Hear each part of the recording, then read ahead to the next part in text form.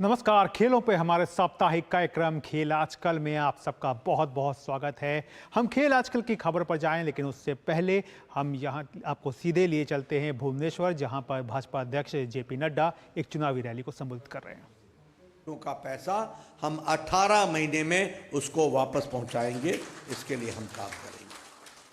उसी तरीके से जो रेवेन्यू हमको मिनरल से जनरेट होगा, वह लेजिटिमेट माइनिंग से जनरेट होगा, वह उड़ीसा के प्रोग्रेस के लिए पाई पाई लगेगा, उसके लिए हम काम करेंगे। हम किसानों की चिंता कर रहे हैं, हम महिलाओं की चिंता कर रहे हैं, हम युवाओं की चिंता कर रहे हैं, और इसलिए हम लोगों ने तय किया है कि हम शुरू करेंगे समृद्ध कृषक नीति। और ये समृद्ध कृषक नीति के तहत हम पैडी के लिए प्रोक्योरमेंट के लिए 3100 रुपये 3100 रुपीज पर क्विंटल पर हम प्रोक्योरमेंट करेंगे, पर क्विंटल पर।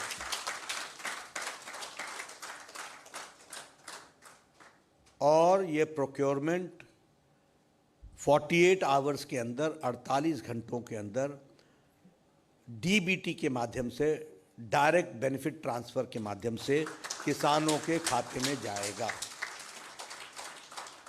जो प्रोक्योरमेंट होगी वो इलेक्ट्रॉनिक वेइंग मशीन्स जो मंडी में स्थापित की जाएगी उनके माध्यम से होगी, और हम इसमें एलिमिनेट करेंगे कटनी को और छटनी को।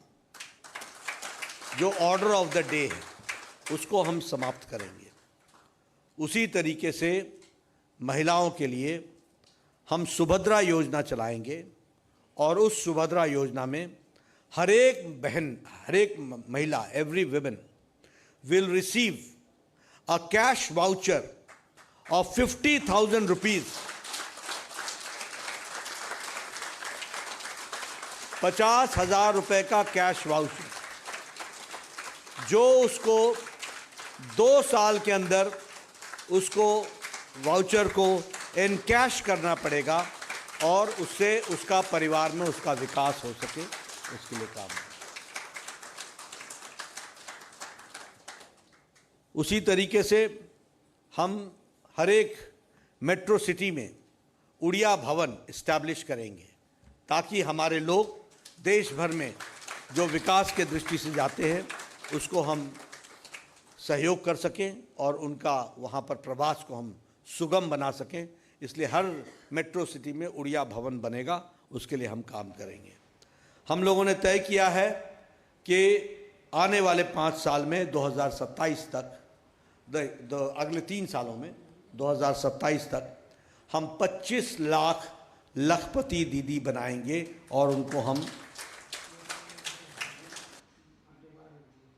आप सुन रहे थे भाजपा अध्यक्ष जेपी नड्डा को। और आइए एक बार फिर से अब लौट चलते हैं खेल आजकल की ओर, जो कि हफ्तों का, जो कहना चाहिए, जो एक साप्ताहिक हमारा जो खेलों को लेकर के कार्यक्रम है, उसमें चुनिंदा जो खबरें होती हैं उनको हम लेकर के आते हैं। और इस सप्ताह की शुरुआत जो थी वो भारत के लिए बेहद खास रही, जहां टीम इंडिया की T20 विश्व कप अभियान के लिए 15 रणबांकुरों के नामों का ऐलान हुआ।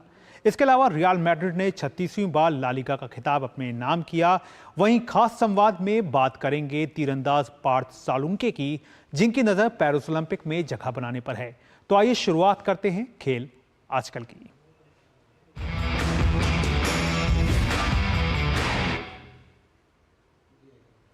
तो खेल आजकल में शुरुआत करेंगे भारतीय टीम के सिलेक्शन के, क्योंकि इस हफ्ते की सबसे बड़ी खबर यही रही कि भारतीय क्रिकेट टीम के T20 विश्व कप को लेकर के 15 सदस्यीय दल का ऐलान हुआ। रोहित शर्मा को टीम का कमान संभालने को दी गई है, और हार्दिक पांड्या को उप कप्तान चुना गया है। सड़क हादसे में घायल होने के बाद ऋषभ पंत की पहली बार भारतीय टीम में वापसी हुई है। वहीं शुभमन गिल और रिंकू सिंह सहित 4 खिलाड़ियों को रिजर्व के रूप में रखा गया है। आगामी T20 क्रिकेट विश्व कप के लिए भारतीय दल का ऐलान हो गया है। अजित अगरकर के नेतृत्व वाली सीनियर चयन समिति ने 15 सदस्यीय दल की घोषणा की है। रोहित शर्मा टीम के कप्तान हैं, वहीं हार्दिक पांड्या को टीम का उप कप्तान बनाया गया है। ऋषभ पंत की टीम में वापसी हुई है। ऋषभ पंत 2022 में एक कार एक्सीडेंट में बुरी तरह घायल हो गए थे और उन्होंने आईपीएल के इस संस्करण से ही मैदान पर जोरदार वापसी की है। टीम इस प्रकार है: रोहित शर्मा कप्तान, हार्दिक पांड्या उप कप्तान, यशस्वी जायसवाल, विराट कोहली, सूर्य कुमार यादव, ऋषभ पंत विकेटकीपर, संजू सैमसन विकेटकीपर, शिवम दुबे, रविंद्र जडेजा, अक्षर पटेल, कुलदीप यादव, युजवेंद्र चहल, अर्शदीप सिंह, जसप्रीत बुमराह, मोहम्मद सिराज, शुभमन गिल, रिंकू सिंह, खलील अहमद और आवेश खान को रिजर्व के तौर पर रखा गया है। शिवम दुबे और संजू सैमसन को आईपीएल में शानदार प्रदर्शन का इनाम मिला है। वहीं युजवेंद्र चहल भी लंबे समय से टी20 टीम का हिस्सा नहीं थे, उन्हें भी आईपीएल में उनकी फॉर्म के चलते चुना गया है। टी20 विश्व कप का आयोजन अमेरिका और वेस्टइंडीज में किया जाएगा। भारतीय टीम अपने अभियान की शुरुआत 5 जून को आयरलैंड के खिलाफ करेगी। 9 जून को भारत का सामना पाकिस्तान से होगा। इसके अलावा भारतीय टीम ग्रुप स्टेज में 12 जून को अमेरिका से और 15 जून को कनाडा से भिड़ेगी। Sports desk, DD news. भारतीय क्रिकेट टीम के कप्तान रोहित शर्मा और मुख्य चयनकर्ता अजीत अगरकर को उम्मीद है कि भारतीय टीम जून में होने वाले टी20 विश्व कप में बेहतर प्रदर्शन करने में जरूर कामयाब होगी। इन दोनों के मुताबिक विश्व कप के लिए जो टीम चुनी गई है वो बेहतर नतीजे देने में सक्षम है। टी20 विश्व कप के लिए भारतीय टीम का ऐलान हो चुका है। ऐसे में अब यहां से तैयारी बड़े स्तर पर सामने देखने को मिलेगी। ऐसे में दबाव को दूर रख एक संतुलित प्लेइंग 11 का चुनाव सबसे ज्यादा अहम होगा। लेकिन भारतीय कप्तान रोहित शर्मा फिलहाल खुद पर इसका बहुत ज्यादा लोड नहीं लेना चाहते। रोहित शर्मा ने कहा कि टी20 विश्व कप में विरोधी टीम और परिस्थितियों को देखते हुए प्लेइंग 11 का चुनाव किया जाएगा। इस बारे में फिलहाल कुछ भी कहना मुश्किल है। There is no guarantee what our playing 11 will look like when we go there. We will see, we will analyze. We've got a couple of practice games that we'll play and see based on what the opposition comes up, what kind of combination they have. We will try and fit our playing 11 based on that. Rohit Sharma IPL में Mumbai Indians में हार्दिक पांड्या की कप्तानी में खेल रहे हैं। वहीं अब टी20 विश्व कप में हार्दिक रोहित की कप्तानी में खेलेंगे। रोहित ने कहा कि ये कोई बड़ी बात नहीं है, वे पहले भी अन्य खिलाड़ियों की कप्तानी में खेल चुके हैं। It's part of life. Not everything will go your way. So it's been a great experience. I've before in my life as well, I have not been captain and played under a lot of captains. So it is no different to me. It is nothing new to me. Whatever is there, and then you go by it, and then try and do what is required from you as a player. And I have only tried to do that in the last month or so. Rohit Sharma ने कहा कि 50 over के विश्व cup से पहले खिलाड़ी one day cricket खेलना को बहुत ज्यादा महत्व देते हैं। वहीं टी20 विश्व कप से पहले टी20 क्रिकेट को ज्यादा महत्व दिया जाता है। खिलाड़ी टीम की भविष्य की योजना को देखते हुए सीरीज से ब्रेक लेते हैं, जिस पर चर्चा की जा चुकी है। We've actually, in the past, if you have noticed, whichever format happens, we give priority to that format. And especially us being where we are, a lot of players were given breaks if there was not T20 World Cup. If there's 50 over World Cup coming up, so the focus was on 50 over World Cup. So that is why we had to miss the T20 format. And it was the same situation when we went to Australia for the World Cup, T20 World Cup. There were a lot of ODIs being played and we missed a lot of ODIs at that point as well. So, and Test cricket was the constant format that we kept playing because obviously that is the format you don't want to miss and you give a lot of priority to that. And that is what we discussed as the selection committee group and the coaches and some of the players as well. Ajit came a little later into the picture, so he would probably not know about what was discussed with the earlier selection committee meeting regarding who should be resting and who shouldn't be resting.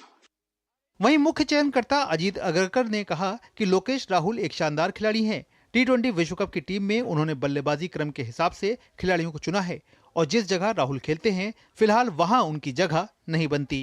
Yeah, I mean, look, KL's a terrific player. We all know that. The thing we were obviously looking at is guys who bat in the middle. At the moment, KL's batting at the top. Rishabh not opening the innings. We feel Sanju has the ability to come down the order if need be. Rishabh's batting at 5. for Delhi. That was more the thinking. It wasn't whether KL's better or these guys are better. It's about the slots that we needed, and we felt these two are better equipped at this point, or have spent a bit more time towards the latter part of the innings, which might be needed in the World Cup. So that's mainly the thinking. Two incredible players as well. Ajit Agarkar ने कहा कि Indian premiere league में उन्होंने कुछ खिलाड़ियों के शानदार प्रदर्शन को नोटिस किया है। हालांकि ये कहना गलत होगा कि टी20 विश्व कप के लिए टीम का चयन आईपीएल में प्रदर्शन के आधार पर किया गया है। I mean, little bit of a challenge, but like I said to Vishy before, you try and plan before the IPL starts. I think we've had our conversations over the last few months anyway. So you have a fair idea of what you're looking for. Of course, there's some great performances through the IPL, which you keep a track of, fitness levels of players. But I mean, if you start getting swayed by 3 or 4 weeks of cricket, then there's something wrong in your thinking over the last few months. So, no, we were pretty clear with what we wanted to do. Of course, all the good performances are noticed, and going forward, that will help us in any case. But no, I think we were pretty clear in our thinking. वैसे team का चयन होने के बाद अब तैयारी सिर्फ इस बात की होनी चाहिए कि टी20 विश्व कप के खिताब को किस तरह से अपना बनाया जाए, जिसके लिए टीम इंडिया को खुद को एक यूनिट के तौर पर सामने रखना होगा। Sports desk, DD news. तो आईसीसी टी20 विश्व कप के लिए भारतीय टीम का ऐलान हो चुका है। ऐसे में यह जानना जरूरी है कि टीम की क्या खासियत है और क्या कुछ कमियां हैं। तो देखिए, इसी को दर्शाती हमारी ये रिपोर्ट। जून में अमेरिका और वेस्टइंडीज में होने वाले टी20 विश्व कप के लिए भारतीय रणबांकुरों के नामों का ऐलान हो चुका है। भारतीय टीम इस फॉर्मेट में साल 2007 में धोनी की कप्तानी में चैंपियन बनकर सामने आई थी, लेकिन तब से लेकर अब तक टीम को इस फॉर्मेट में खिताबी जीत का इंतजार है। ऐसे में इस बार जो चेहरे सामने हैं, ऐसे में इस बात को जानना अहम हो जाता है कि विश्व कप के लिए टीम इंडिया की क्या ताकत है और क्या कमजोरी है। टीम इंडिया की ताकत। विश्व कप के लिए टीम की स्ट्रेंथ की बात करें तो स्क्वाड में जसप्रीत बुमराह जैसे खिलाड़ी हैं। बुमराह मौजूदा समय में दुनिया के सबसे बेहतरीन तेज गेंदबाजों में से एक हैं। इसके अलावा कुलदीप यादव और युजवेंद्र चहल की जोड़ी की वापसी भी टीम इंडिया की ताकत को बढ़ाती है। वहीं सूर्य कुमार यादव चोट से उभरकर वापस आ गए हैं, जबकि विराट कोहली शानदार फॉर्म में है। विराट इस आईपीएल सीजन में 500 से ज्यादा रन बना चुके हैं। इन सब के साथ रोहित शर्मा एक शांत और सक्षम कप्तान हैं।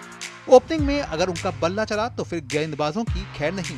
टी20 विश्व कप में टीम इंडिया के लिए रोहित शर्मा सबसे बड़ी ताकत बन सकते हैं। टीम इंडिया की कमजोरी। टीम की स्ट्रेंथ के बाद अब बात करते हैं कमजोरी की। भारतीय टीम एक अच्छे ऑलराउंडर की कमी से जूझ रही है। टीम के पास ऐसे खिलाड़ी नहीं हैं जो अचानक मैच का रुख बदल सकते हों। टीम में एकमात्र तेज गेंदबाज ऑलराउंडर हार्दिक पांड्या हैं, जिन्हें उप कप्तान बनाया गया है, लेकिन उन्हें मौजूदा फॉर्म के हिसाब से नहीं बल्कि पिछले प्रदर्शन के आधार पर टीम में चुना गया है। मध्य क्रम में टीम के पास ऐसे खिलाड़ियों की कमी साफ दिख रही है जो तेजी से रन बनाने में सक्षम हों। इसके अलावा मोहम्मद सिराज लय में नहीं दिख रहे। अर्शदीप सिंह कई बार रन लुटा देते हैं, खासकर आखिरी ओवरों में वो बहुत महंगे रहे हैं। यही कारण है कि चोटिल मोहम्मद शमी की कमी टीम को खल सकती है।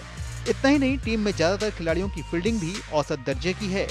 इस सब के अलावा रोहित शर्मा का फॉर्म भी चिंता का विषय है। आईपीएल 2024 में रोहित शर्मा ने बेशक एक शतक लगाया है, लेकिन इसके बावजूद वो रन बनाने के लिए संघर्ष करते दिख रहे हैं। टीम में आखिर तक बल्लेबाजी करने वाली खिलाड़ियों की भी कमी है। शीर्ष क्रम काफी हद तक उन टीमों के समान है जो पिछले 2 टी20 विश्व कप जीतने में नाकाम रही। शीर्ष क्रम में गेंद का सामना करने वाले खिलाड़ी अगर जल्दी आउट हो जाते हैं तो निचले क्रम पर दबाव बढ़ जाएगा। Sports desk, DD news. तो खेल आजकल में आगे और भी खबरें रहेंगी, लेकिन फिलहाल वक्त हो गया है एक छोटे से ब्रेक का। जिन्होंने यूज किया है वो जानते हैं असली हींग का स्वाद। MDH सुपर हींग, शुद्धता का असली तड़का। MDH। मेरे पापा का लाखों का हेल्थ इंश्योरेंस क्लेम पूरा रिजेक्ट हो गया, लेकिन कुछ ही दिनों में पॉलिसी बाजार ने हेल्थ इंश्योरेंस कंपनी से हमारा क्लेम फिर से रिव्यू करवाया और क्लेम का सारा पैसा हमारे अकाउंट में आ गया। पॉलिसी बाजार पे 1 करोड़ का हेल्थ इंश्योरेंस सिर्फ 390 रुपए महीने से शुरू। शुक्ला बता रहा था आपके बाबूजी ने जायदाद का कुछ हिस्सा नौकर के नाम कर दिया। अब नौकर हर काम अपना घर समझ के करेगा। समरकूल, जो हर दिल करे कबूल।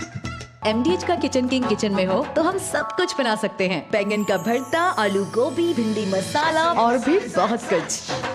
MDH। और आइए अब बात करते हैं IPL से जुड़ी हुई खबरों की।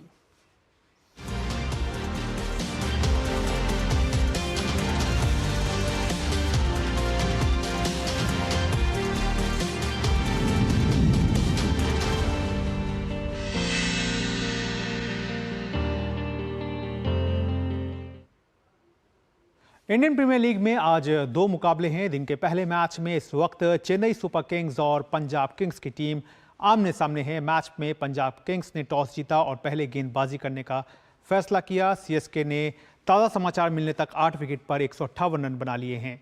पंजाब किंग्स के मुकाबले चेन्नई सुपर किंग्स का सफर जो है वो बेहतर रहा है। अंक तालिका में 5वें पायदान पर काबिज चेन्नई की टीम ने अब तक 10 मुकाबले खेले हैं, जिसमें से उसे 5 में जीत और 5 में हार झेलनी पड़ी है। दूसरी तरफ पंजाब की टीम ने अब तक खेले गए 10 मैचों में से 4 में ही जीत दर्ज की है और ये टीम अंक तालिका में 8वें स्थान पर है। वहीं आज दिन के दूसरे मुकाबले में कोलकाता नाइट राइडर्स और लखनऊ सुपर जायंट्स के बीच टक्कर देखने को मिलेगी। दोनों टीमों का सफर इस सीजन में शानदार रहा है। कोलकाता नाइट राइडर्स की बात करें तो ये टीम 14 अंक लेकर तालिका में दूसरे पायदान पर काबिज है। वहीं लखनऊ सुपर जायंट्स 12 अंक के साथ तालिका में तीसरे स्थान पर मौजूद है।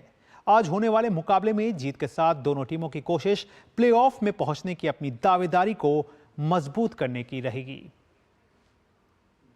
वहीं कल खेले गए मुकाबले पर गौर करें तो इंडियन प्रीमियर लीग में कल खेले गए मैच में RCB ने गुजरात टाइटंस को 4 विकेट से हरा दिया। मैच में टॉस हारकर पहले बल्लेबाजी करते हुए गुजरात टाइटंस की टीम 19.3 ओवर में 147 रन बनाकर ऑल आउट हो गई। जवाब में बेंगलुरु की टीम ने 13.4 ओवर में 6 विकेट गंवाकर 152 रन बनाए और मुकाबला 4 विकेट से अपने नाम किया।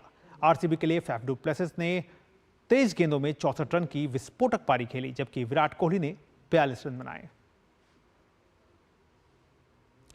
अब बात कर लेते हैं बैडमिंटन की, जहां भारत के बैडमिंटन खिलाड़ियों ने पेरिस ओलंपिक के लिए 5 कोटा हासिल कर लिया है। BWF द्वारा जारी race to Paris ranking list के अनुसार भारत को एकल वर्ग में 3 कोटा जबकि युगल वर्ग में 2 कोटा मिला है। एकल वर्ग में PV सिंधु के अलावा HS प्रणॉय और लक्ष्य सेन का नाम शामिल है। वहीं युगल वर्ग में चिराग शेट्टी और सात्विक साईराज रांकी रेड्डी की जोड़ी के साथ अश्विनी पुनप्पा और तनिषा क्रास्टो की जोड़ी ने पेरिस 2024 के लिए टिकट कटा लिया। भारतीय पहलवान बजरंग पूनिया को बड़ा झटका लगा है। पूनिया को नेशनल एंटी डोपिंग एजेंसी यानी नाडा ने अस्थायी तौर पर निलंबित कर दिया है। पूनिया ने मार्च में सोनीपत में आयोजित नेशनल ट्रायल्स के दौरान डोप सैंपल नहीं दिया था। 10 मार्च को नाडा ने बजरंग पूनिया से अपना सैंपल देने को कहा था, लेकिन बजरंग ने ऐसा नहीं किया। नाडा की ये कार्रवाई इसी का नतीजा मानी जा रही है। और यहाँ वक्त हो गया एक और छोटे से ब्रेक का। आप देखते रहिए खेल आजकल।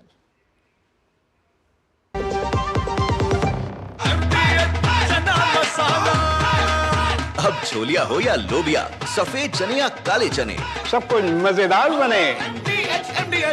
बहाना नंबर 11, नींद पूरी करने का डे। बहाना नंबर 28, ट्रिप पर जाने का day. 39, binge watch all seasons. 65, घर की सफाई का डे। 1 वोट ना डालने से क्या होगा? और सबसे बड़ा बहाना, isn't it a holiday today? Holiday? 101 बहाने हैं वोट ना डालने के, पर इस चुनाव के पर्व में एक ही रीजन काफी है वोट डालने का। वो है हमारी रिस्पॉन्सिबिलिटी, देश और हमारे फ्यूचर के लिए।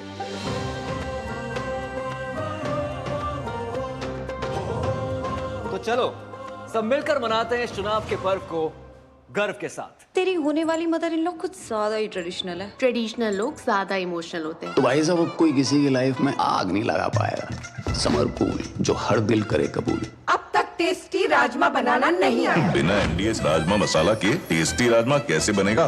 MDH राजमा मसाला। क्या स्वादिष्ट राजमा बनाए। MDH। और ब्रेक के बाद एक बार फिर से आप सबका बहुत बहुत स्वागत है। और अब बात कर लेते हैं निशानेबाज रुद्रांश पाटिल की। भारत के युवा निशानेबाज रुद्रांश पाटिल को भरोसा है कि वो पेरिस ओलंपिक में दमदार प्रदर्शन करने में जरूर कामयाब होंगे। रुद्रांश के मुताबिक उनकी तैयारी सही दिशा में है। इसके साथ ही साथ उन्होंने कहा कि ओलंपिक स्तरीय प्रतियोगिता में पदक जीतना सिर्फ अभ्यास पर ही निर्भर नहीं करता, बल्कि मानसिक तौर पर आप कितने मजबूत हैं इस बात पर भी निर्भर करता है। रुद्रांश पाटिल से खास बात की हमारे संवाददाता नारायण सिंह ने। नमस्कार, हमारे साथ आज है रुद्रांश पाटिल जो कि भारत के युवा शूटर है और उन्होंने अंतर्राष्ट्रीय लेवल पे कई मेडल भारत के लिए जीते हैं, चाहे वो वर्ल्ड चैंपियनशिप हो, वर्ल्ड कप हो या एशियन गेम्स हो। रुद्रांश, आपका स्वागत है डीडी न्यूज पर। और बात करते हैं रुद्रांश आपके कैरियर की, जिस तरह से आपने स्टार्ट किया, जिस तरह से 2 मेडल्स, गोल्ड मेडल जीते वर्ल्ड चैंपियनशिप में, फिर वर्ल्ड कप में जीते और ओलंपिक कोटा भी भारत के लिए जीता। तो किस तरह से छोटे ही बहुत ही कम समय में अपनी इस जर्नी को कैसे देखते हैं आप? नमस्कार, मुझे तो बड़ी खुशी होती है मैं जब मेरे सब मेडल्स को देखता हूँ कि मैं इतने सारे मेडल बहुत कम उम्र में जीत पाया। मुझे इस बात की भी खुशी होती है कि जो एफर्ट्स मैं हर रोज लगा रहा था उसका रिजल्ट्स आए हैं। और मुझे इस बात की भी खुशी होती है कि जो लोगों ने मुझ पे उम्मीद लगाई थी, जो मेरे कोचेस थे, जो मेरे सपोर्ट स्टाफ थे, उन सब ने मेरे पे उम्मीद लगाई थी, उन सब की उम्मीद पे मैं खड़ा हो पाया और मैं बहुत से मेडल जीत पाया। मुझे बहुत बड़ी खुशी। रुद्रांश, बात करें तो पेरिस ओलंपिक काफी करीब हैं और जिस तरह से भारतीय शूटर्स का प्रदर्शन रहा है, 19 शूटर्स ने कोटा हासिल किया है पेरिस गेम्स के लिए।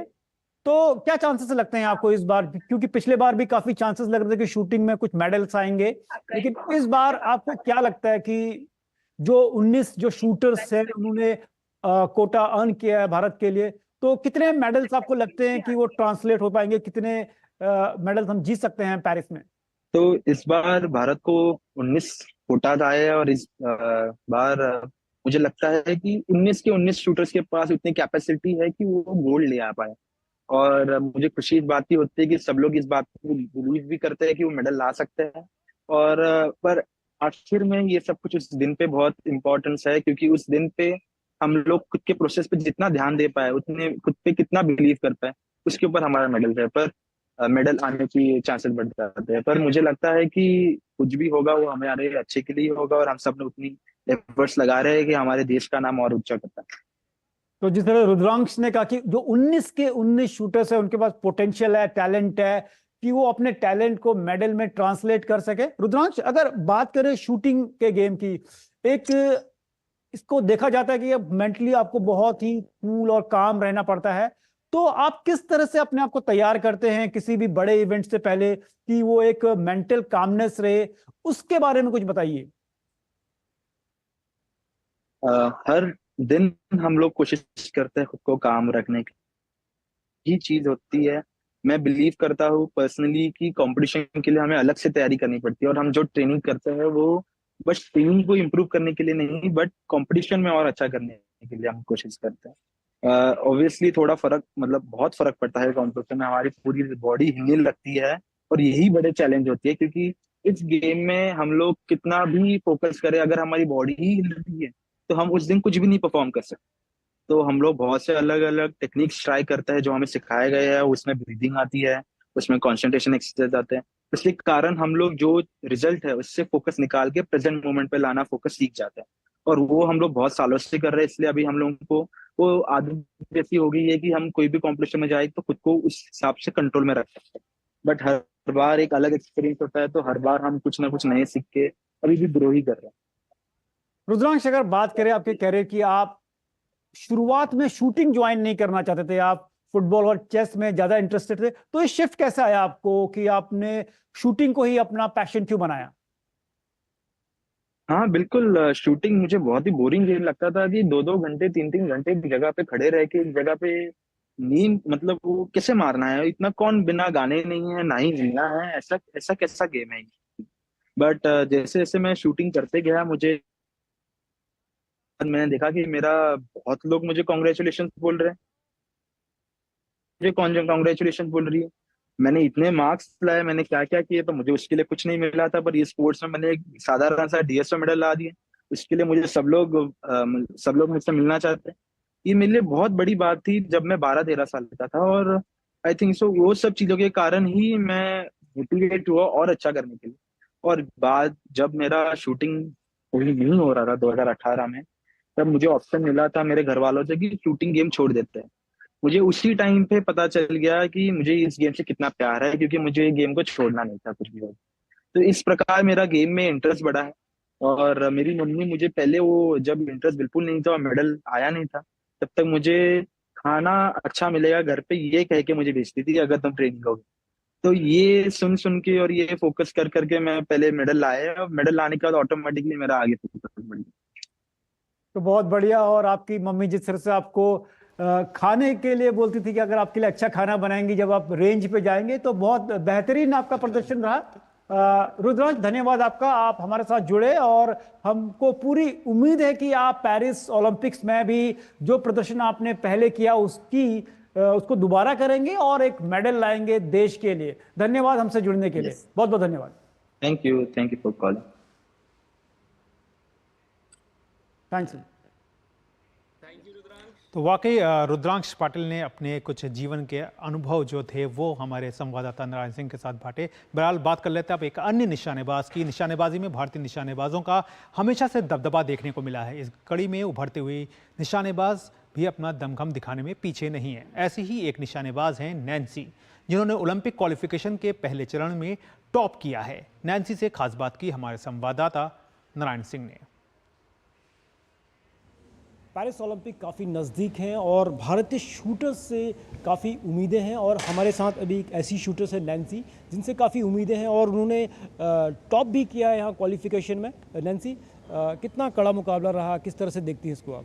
काफ़ी टफ कंपटीशन था, वुमेंस में काफ़ी टफ कंपटीशन है, लेकिन मेहनत करने वाले की कभी हार नहीं होती। तो आपने देखा कि जब शूटिंग करते हैं, शूटिंग एक ऐसा गेम है, बहुत फोकस करना पड़ता है, बहुत फोकस रहना पड़ता है। थोड़ा सा भी ध्यान इधर उधर हुआ तो जो आपका जो पॉइंट्स है उसमें गड़बड़ हो सकती है। तो क्या करती हैं आप फोकस रहने के लिए कि आप जो निशानेबाजी है जो आपकी एकदम सही रहे?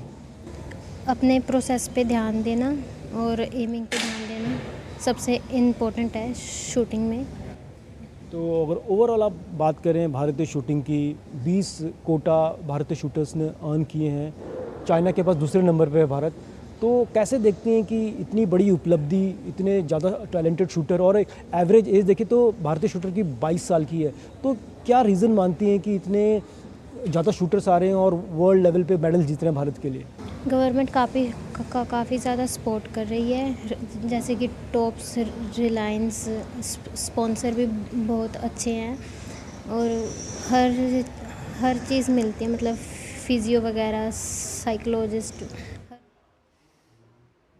तो ये आप सुन रहे थे निशानेबाज नैन्सी को, जिनका लक्ष्य जो है वो पेरिस ओलंपिक के लिए कोटा हासिल करने का है।